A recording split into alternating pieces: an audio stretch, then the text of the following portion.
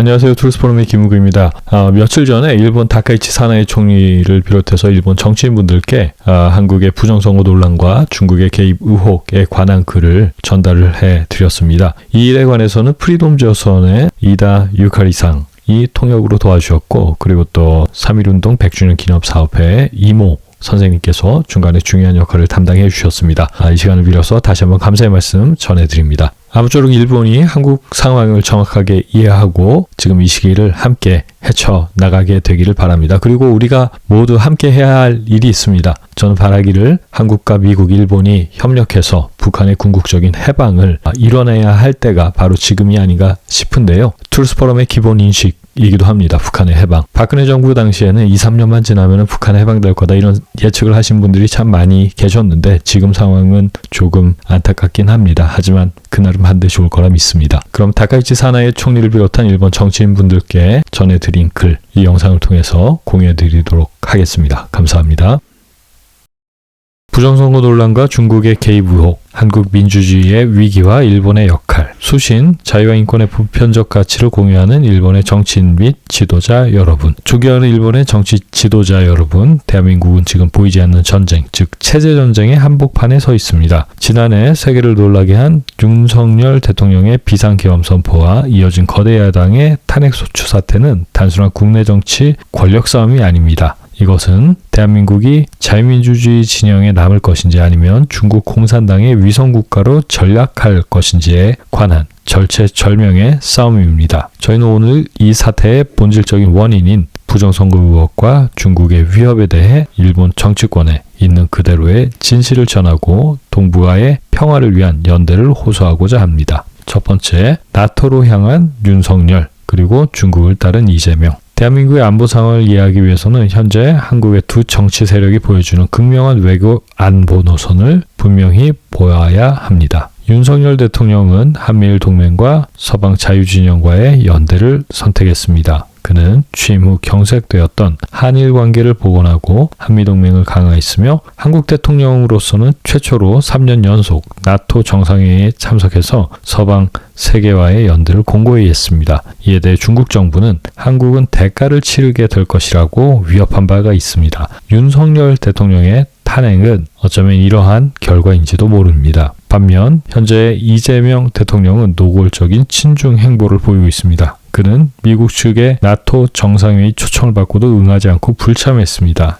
이는 그가 중국에 충성하는 정치인임을 단적으로 보여주는 사례입니다. 이재명의 더불어민주당은 중국의 간첩행위를 간첩죄로 처벌하기 위한 형법 개정을 반대했고 반중 집회를 규제하며 중국 비판을 혐오 표현으로 규정해서 차단하려 하고 있습니다. 극자 세력의 반미 집회가 별다른 제재 없이 진행되는 현실과 비교하면 지극히 형평을 잃은 조치입니다. 두 번째, 윤석열 전 대통령의 계엄과 탄핵의 배경. 윤석열 전 대통령이 비상계엄이라는 초강수를 둔 배경에는 29차례 줄탄핵으로 행정부를 마비시킨 더불어민주당의 입법 독재와 지난 수년간 제기된 부정선거 의혹을 덮기에 급급했던 사법부와 선거관리위원회의 구조적 부패가 자리하고 있습니다. 특히 부정선거 의혹과 관련해서는 미국의 트럼프 대통령도 이 문제가 국제적인 현상이고 한국 역시 예외가 아니라는 점을 직접 언급했습니다. 2020년 4월 15일 총선에 대해 많은 국민들이 의혹을 제기했습니다.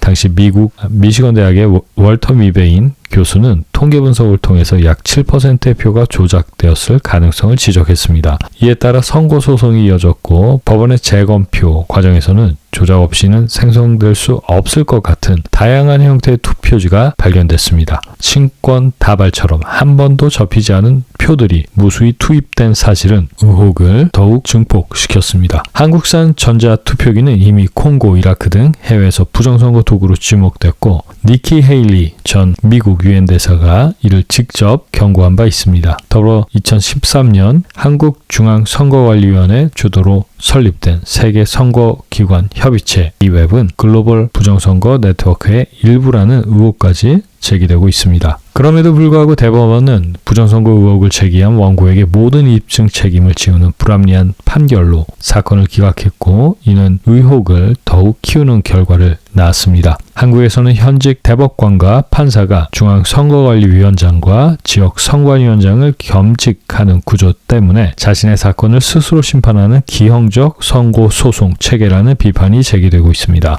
또한 선관위는 이미 1200건이 넘는 특혜 채용, 비리가 감사원에 적발되었고 도덕적 신뢰를 상실한 상태입니다. 그럼에도 선관위와 정치권, 주류 언론은 공정한 검증과 제도 개선을 요구하는 국민들의 목소리를 음모론으로 매도하며 고소, 고발로 겁박해온 것이 대한민국의 안타까운 현실입니다. 세 번째, 중국 공산당의 그림자.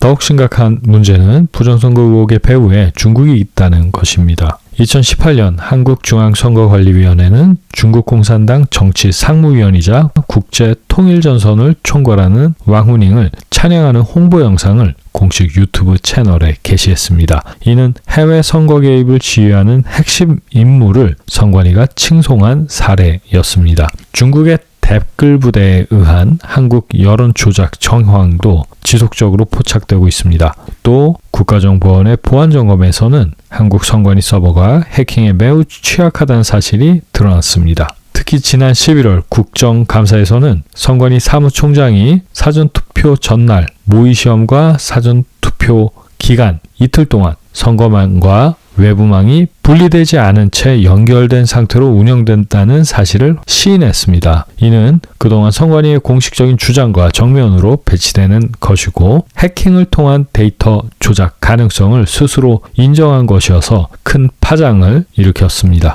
부정선거 의혹이 해소되지 않는다면 한국은 중국의 영향력 아래 놓인 위성국가로 전락할 위험이 큽니다. 이는 일본의 안보에도 직접적인 위협입니다. 네 번째, 일본을 향한 체언.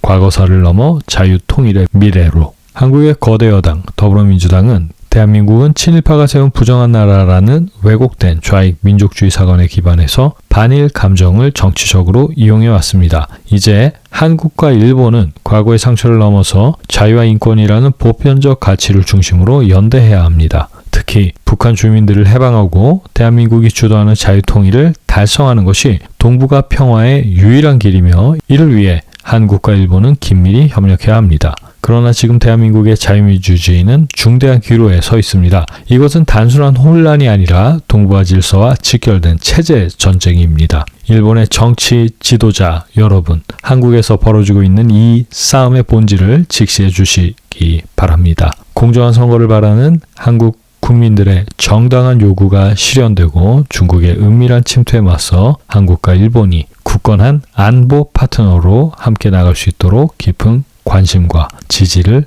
요청드립니다. 2025년 12월 4일 트루스포럼 대표 김은구.